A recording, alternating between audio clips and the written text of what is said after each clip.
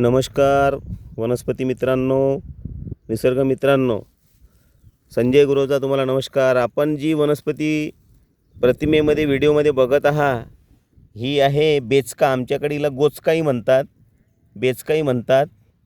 आणि हिचं खरं नाव आहे मराठीमधलं गोधडी गवत.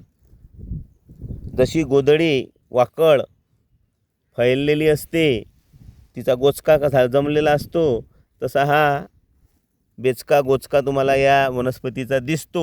एकाच ठिकाणी याचा थोंबा असतो आणि ही वनस्पती फार क्वचितच दृष्टीस पडते.